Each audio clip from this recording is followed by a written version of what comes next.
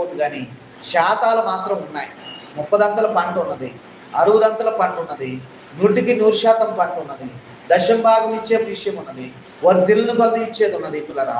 అయితే ఇక్కడ ముఖ్యంగా గమనించాల్సింది ఏంటంటే నీ హృదయము ఎటువంటి పంటనో తీసుకుంటుంది. ఈ మాటలు మీరు మరలా చదవండి. ఈ మాటలు మీరు ఏం చేస్తారు? మరలా చదవండి. మార్క్స్ వార్త 4వ అధ్యాయం ఇంటికి వెళ్ళాక మరోసారి చదవండి. ఇంకా చాలా అద్భుతమైన విషయాలు ఉన్నాయి అందులో.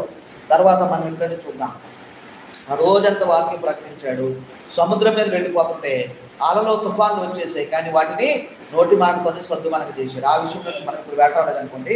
కానీ ముఖ్యంగా గమనించాల్సింది ఏంటంటే యోగ్యమైన మంచి మనసుతో వాక్యమును అంగీకరించువారు.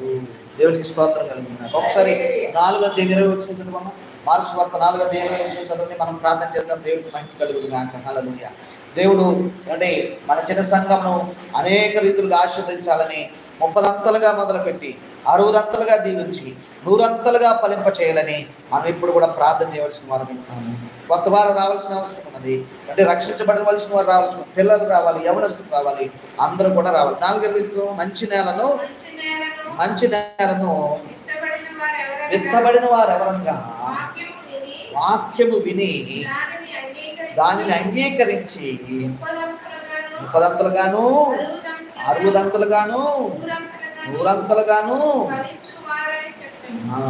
చూడండి పిల్లరా, మనము దశమ భాగం ఎందుకు ఇవ్వాలంటే పిల్లరా, దశమ భాగం అనే కాదు, ఏ కానుకైనా ఎందుకు ఇవ్వాలంటే పిల్లరా, దేవుడు మనకు ఆరోగ్యం ఇచ్చి, ఆయుష్నిచ్చి, వారి పనిని ఇచ్చి మనల్ని దీవిస్తున్నాడు. కాబట్టి ఆ అంతా ఆయనదే, అంతా కూడా ఆయనదే.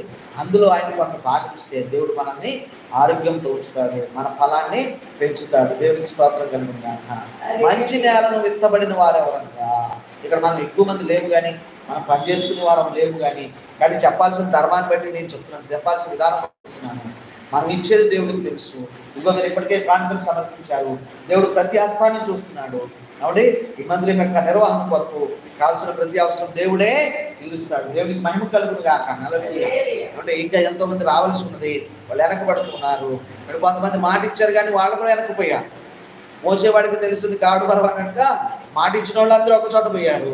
మరి ముందుకు వచ్చిన మనము ఆ యొక్క భారాన్ని మనం తీసుకుని వెళ్తున్నాం. ఏది ఏమైనా ప్రార్థనలు చేయండి, వాక్యాన్ని చదవండి. కాబట్టి మరి వేరు లాంటి మంచి ఫలాలు ఫలించండి, మంచి ఫలాలు ఫలించండి. మరి కలుపు మొక్కలు తీసివేసుకోనండి. యోగ్యమైన మంచి మనసుతో వాక్యాన్ని అంగీకరించండి. కళ్ళు మూసుకొని పిల్లరా ప్రార్థన చేద్దాం. దేవుడికి మహిమ కలుగుతుంది. హల్లెలూయా. నీ జీవితంలో, నా జీవితంలో వాక్యము మరి ఫలించాలి. 30 ఫలించాలి, 60 ఫలించాలి, 100% ఫలించాలి. దేవుని వాక్యం విత్తనం లాంటిది, అది శక్తి కలిగింది. దేవుని వాక్యం శక్తి కలిగింది. విత్తేవాడిలో ఏం లేదు, అతడు సిద్ధ హృదయంతో విత్తుతాడు, మరి సిద్ధపరచబడిన మడిలో విత్తుతాడు.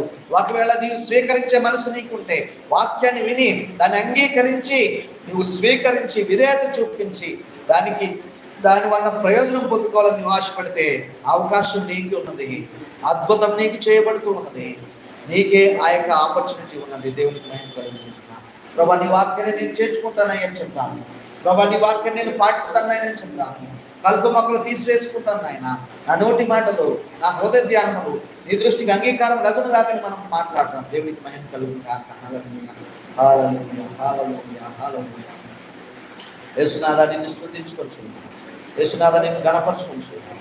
యేసు రక్షగా నిన్ను మరి గణపరచుకుంటున్నాం. ప్రభు ఎంతైనా నమ్మదగిన దేవుడు ప్రభా. హల్లెలూయా, హల్లెలూయా, హల్లెలూయా, హల్లెలూయా, హల్లెలూయా, హల్లెలూయా.